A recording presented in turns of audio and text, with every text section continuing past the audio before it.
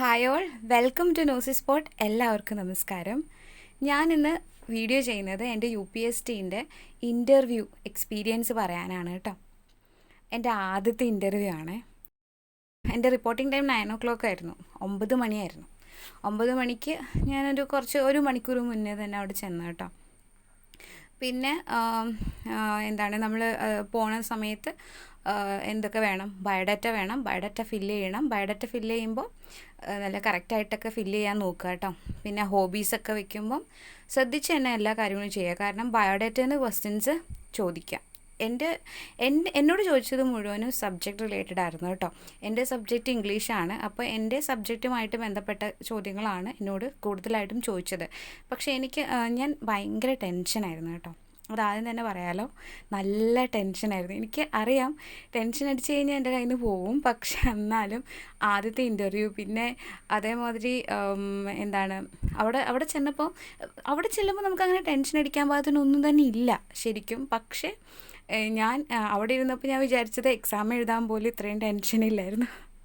പക്ഷേ ഇൻ്റർവ്യൂ എന്ന് പറഞ്ഞപ്പം എനിക്ക് ഭയങ്കര ടെൻഷനായിരുന്നു. അവിടെ ചെന്ന് ഇൻ്റർവ്യൂ ഹാളിലേക്ക് കയറുന്നേക്കാൾ മുന്നേ വരെ നല്ല ടെൻഷനായിരുന്നു. എന്താണെന്നറിയില്ല, ഹാളിലേക്ക് കയറി കഴിഞ്ഞപ്പം പിന്നെ കാരണം ഹാളിലേക്ക് കയറുമ്പോഴത്തേക്കും എനിക്കവിടെ 2 സാറുമാരാണ് ഉണ്ടായിരുന്നത് കേട്ടോ. അവർ ഭയങ്കര കൂളായിട്ട് കയറി ചെന്നപ്പോൾ തന്നെ അമൃത എന്ന് പറഞ്ഞ് നമ്മളെ വിഷൊക്കെ ചെയ്യും. നമ്മൾ ഇങ്ങോട്ട് തന്നെ വിഷ് ചെയ്യും. ഞാൻ അങ്ങോട്ട് വിഷ് ചെയ്യാൻ വേണ്ടി ഇരുന്നതാണ്. പക്ഷേ അവരിങ്ങോട്ട് തന്നെ വിഷ് ചെയ്യും. നമ്മളെ കൂളാക്കും അവർ. അങ്ങനെ വലിയ നമ്മളെ സ്ട്രെസ് ചെയ്യിക്കണ മാതിരി ഒരു അറ്റ്മോസ്ഫിയർ അവിടെ ഇല്ല കേട്ടോ. അവരങ്ങനെ ക്രിയേറ്റ് ചെയ്യില്ല. നമ്മളോട് വളരെ കൂളായിട്ടാണ് പെരുമാറുക. അങ്ങനെ ഹാളിൽ കയറി ഞാൻ അതിന് മുന്നേ പറയട്ടെ, നമ്മൾ സർട്ടിഫിക്കറ്റ്സൊക്കെ ഞാൻ ഫയലിലാക്കി കൊണ്ടുപോയിട്ടുണ്ടായിരുന്നു. ചിലവരുടെ ചെക്ക് ചെയ്തു എന്നാണ് പറഞ്ഞത്, പക്ഷേ എൻ്റെ ചെക്ക് ചെയ്തില്ല കേട്ടോ. പക്ഷേ സർട്ടിഫിക്കറ്റ്സ് എൻ്റെ കയ്യിൽ ഉണ്ടായിരുന്നു. അങ്ങനെ ഹാളിൽ കയറി കഴിഞ്ഞപ്പോൾ എനിക്ക് അധികം സമയം എടുത്തില്ല കേട്ടോ. ഞാൻ വിചാരിച്ചത്, ഞാൻ പോയൊക്കെ പഠിച്ച്, ഞാൻ പോയം റെസിറ്റേഷനും പോയം റൈറ്റിങ്ങുമാണ് എഴുതിയിട്ടുണ്ടായിരുന്നത് എൻ്റെ ഹോബിയായിട്ട്. പിന്നെ പേപ്പർ ബാഗ് മേക്കിങ്ങും എഴുതിയിട്ടുണ്ടായിരുന്നു. അതുകൊണ്ട് തന്നെ ഞാൻ പോയം പ്രിപ്പയർ ചെയ്തിട്ടുണ്ടായിരുന്നു. ഞാൻ എഴുതിയിട്ടുള്ള പോയം പ്രിപ്പയർ ചെയ്തിരുന്നു. അല്ലാതെ തന്നെ എനിക്കിഷ്ടമുള്ള ഒരു പോയറ്റിൻ്റെ ഒരു പോയം കൂടെ ഞാൻ പ്രിപ്പയർ ചെയ്ത് വെച്ചിട്ടുണ്ടായിരുന്നു. അതേമാതിരി ക്ലാസ് എടുക്കാനും പ്രിപ്പയർ ചെയ്തു. ഞാൻ ക്ലാസ് എടുക്കാനായിട്ട് പ്രിപ്പയർ ചെയ്ത് തലേദിവസമാണ് കേട്ടോ. വെറുതെ ഒന്ന് നോക്കി ഒരു പോയം പ്രിപ്പയർ ചെയ്ത് വെച്ചിട്ടുണ്ടായിരുന്നു വെറുതെ. അതിനുശേഷം അങ്ങനെ ഹാളിൽ കയറി കഴിഞ്ഞ് എൻ്റെ എന്തോ പെട്ടെന്ന് കഴിഞ്ഞു കേട്ടോ. കുറച്ച് സമയം എടുത്തുള്ളൂ. എന്നോട് ആദ്യം തന്നെ ചോദിച്ചത് പോയം എങ്ങനെയാണ്, POEM എങ്ങനെ പ്രൊണൗൺസ് ചെയ്യുമെന്ന് ചോദിച്ചു. ഞാനത് പ്രൊണൗൺസ് ചെയ്തു. അതിനുശേഷം എൻ്റെ അടുത്ത് ചോദിച്ചത് പ്രൊണൗൺസിയേഷൻ്റെ സ്പെല്ലിംഗ് എന്താണെന്ന് ചോദിച്ചു. ഞാൻ സ്പെല്ലിംഗ് പറഞ്ഞു. അതിനുശേഷം ചോദിച്ചത് ഒരു പോയം എങ്ങനെ ക്ലാസ്സിൽ പഠിപ്പിക്കാം എന്ന് ചോദിച്ചു.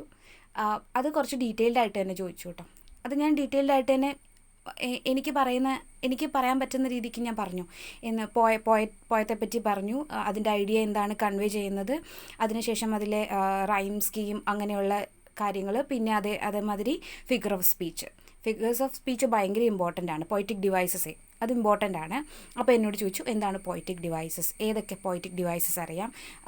എനിക്കറിയാവുന്ന പോയറ്റിക് ഡിവൈസസ് ഒക്കെ ഞാൻ പറഞ്ഞു. മെറ്റഫർ, സിമിലി, റിഫ്രെയിൻ, അതേമാതിരി പിന്നെ ഒരെണ്ണം കൂടി ഞാൻ പറഞ്ഞു ഹൈപ്പർബോളി, പിന്നെ പറഞ്ഞു അങ്ങനെ ഞാൻ ഓർക്കുന്നില്ല, 2 കൂടെ പറഞ്ഞു. അപ്പോൾ എൻ്റെ അടുത്ത് ചോദിച്ചു സിമിലി മെറ്റഫറും തമ്മിലുള്ള ഡിഫറൻസ് എന്താണെന്ന് ചോദിച്ചു. ഞാൻ ഡിഫറൻസും എക്സാമ്പിളും പറഞ്ഞു. പിന്നെ അതിനുശേഷം എൻ്റെ അടുത്ത് ചോദിച്ചത് ഫോണറ്റിക്സിനെ പറ്റി ചോദിച്ചു. ഫോണറ്റിക്സ് എന്താ ചോദിച്ചു. അതേമാതിരി എത്ര സൗണ്ട്സ് ഉണ്ടെന്ന് ചോദിച്ചു. ഇത്രയും ചോദ്യങ്ങൾ ചോദിച്ചപ്പോഴത്തേക്കും എന്നോട് ലാസ്റ്റ് ചോദിച്ച ചോദ്യമാണ് കേട്ടോ, പോയം എങ്ങനെ പഠിപ്പിക്കാമെന്ന്. അതാണ് ലാസ്റ്റ് ചോദിച്ചത്. അതിനുശേഷം ഫിഗേഴ്സ് ഓഫ് സ്പീച്ചൊക്കെ പറഞ്ഞു കഴിഞ്ഞപ്പോഴത്തേക്കും സാറ് പറഞ്ഞു ഓക്കെ എത്രയേ ഉള്ളൂ എന്നും പറഞ്ഞിട്ട് അപ്പോഴത്തേക്കിനി പോകാം എന്ന് പറഞ്ഞു. എനിക്ക് തോന്നുന്നത് ഒരു 4 മിനിറ്റ്സ് അങ്ങനെ എന്തോ എടുത്തുള്ളൂ, 4 or 5 അതിൽ കൂടിയില്ല. ചില കുട്ടികളുടെ കുറച്ച് കൂടിയിട്ടുണ്ടായിരുന്നു. ചില കുട്ടികൾ ക്ലാസ് എടുക്കുന്നൊക്കെ ഉണ്ടായിരുന്നു. പിന്നെ കുറച്ച് പേരുടെ കുറച്ച് അധികം സമയം എടുത്തു, കുറച്ച് പേരെ പെട്ടെന്ന് കിട്ടു, അങ്ങനെയായിരുന്നു. എനിക്ക് തോന്നുന്നത് ഞാൻ അതുവരെ ഹാളിലേക്ക് കയറുന്നവരെ എനിക്ക് ടെൻഷനായിരുന്നു. എന്തോ അറിയില്ല, ഹാളിലേക്ക് കയറിയതിന് ശേഷം അവർ നമ്മളെ കൂളാക്കി ശരിക്കും.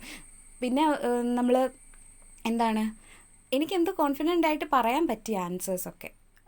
അതുവരെ എനിക്ക് ടെൻഷനാണ്, ഉള്ളിൽ ടെൻഷനാണെങ്കിലും നമ്മൾ എന്ത് ചെയ്യില്ല, പുറത്ത് കാണിക്കാതിരിക്കാൻ ഞാൻ മാക്സിമം ശ്രമിച്ചു. പിന്നെ എനിക്ക് തോന്നുന്നത് എന്താണെന്ന് വെച്ചാൽ, എനിക്ക് അറിയില്ലാത്ത കാര്യങ്ങൾ അറിയില്ല എന്ന് തന്നെ അവരോട് പറയുക എന്നുള്ളതാണ്. എനിക്കറിയില്ലെങ്കിൽ അറിയില്ല. ഒരു കോൺഫിഡൻസ് ആണ് ശരിക്കും, പേഴ്സണാലിറ്റിയാണ് ശരിക്കും നോക്കുന്നത്.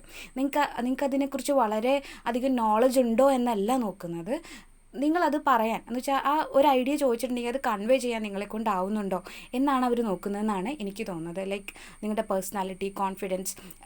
ഒരു ടീച്ചറായി തന്നെ അവിടെ ഇരിക്കാനായിട്ട് ശ്രമിക്കുക. അപ്പോൾ ഒരു കാര്യം തെറ്റിപ്പോയി കഴിഞ്ഞിട്ടുണ്ടെങ്കിൽ നിങ്ങൾ അതിനെ എങ്ങനെ റെസ്പോണ്ട് ചെയ്യും, ഒരു ഐഡിയ പറഞ്ഞു കഴിഞ്ഞാൽ അത് നിങ്ങളെങ്ങനെ കൺവേ ചെയ്യും, അതൊക്കെയാണ് ശരിക്കും നോക്കുന്നത്. കോൺഫിഡൻസും ഓവർ കോൺഫിഡൻ്റ് ആവാണ്ടിരിക്കുക കേട്ടോ. Over confident ആവാണ്ടിരിക്കുക.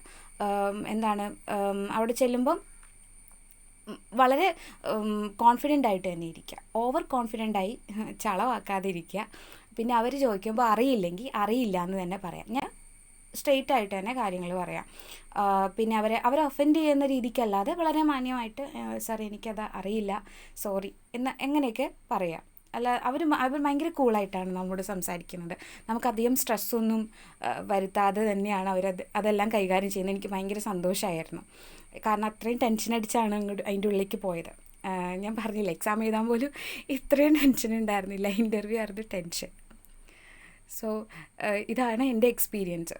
നെക്സ്റ്റ് ടൈം ഇൻ്റർവ്യൂവിന് പ്രിപ്പയർ ചെയ്യുന്നവരോടും എനിക്ക് പറയാനുള്ളത്, സർട്ടിഫിക്കറ്റ്സൊക്കെ പോകുന്ന സമയത്ത് നിങ്ങളുടെ സർട്ടിഫിക്കറ്റ്സ്, ബയോഡേറ്റ, OTV സർട്ടിഫിക്കറ്റ് എന്ന് പറയുമ്പോൾ നിങ്ങൾ 1 ടൈം വെരിഫിക്കേഷൻ ചെയ്തതിന് ശേഷം പ്രൊഫൈലിൽ ഉണ്ടാവുമല്ലോ, ഡൗൺലോഡ് ചെയ്തെടുക്കാൻ പറ്റും OTV സർട്ടിഫിക്കറ്റ്. അതൊക്കെ ആയിട്ട് തന്നെ പോവുക കേട്ടോ. ഇൻ്റർവ്യൂവിന് പോണേക്കാൻ മുന്നേ എന്ത് ചെയ്യാം, ഒരു 1 ഹവറെങ്കിലും മുന്നേ ചെല്ലാനായിട്ട് നോക്കുക. എനിക്ക് 9 മണിക്കായിരുന്നു, ഞാൻ പറഞ്ഞില്ലേ, എനിക്ക് 9 മണിക്കായിരുന്നു. ഞാനൊരു 8 മണിയൊക്കെ ആയപ്പോഴത്തേക്കും അവിടെ ചെന്നു. എനിക്ക് എറണാകുളത്തായിരുന്നു. സോ പിന്നീട് എൻ്റെ അടുത്ത് സൈക്കോളജി ക്വസ്റ്റ്യൻസ് അങ്ങനെ ചോദിച്ചില്ല. ഇത്രയും ക്വസ്റ്റ്യൻസ് ചോദിച്ചു. ഡീറ്റെയിൽഡ് ആയിട്ട് ചോദിച്ചാൽ ഒരു ചോദ്യം, പോയട്രി എങ്ങനെ പഠിപ്പിക്കാം, പിന്നെ ഫിഗേഴ്സ് ഓഫ് സ്പീച്ച് എക്സ്പ്ലെയിൻ ചെയ്യാം.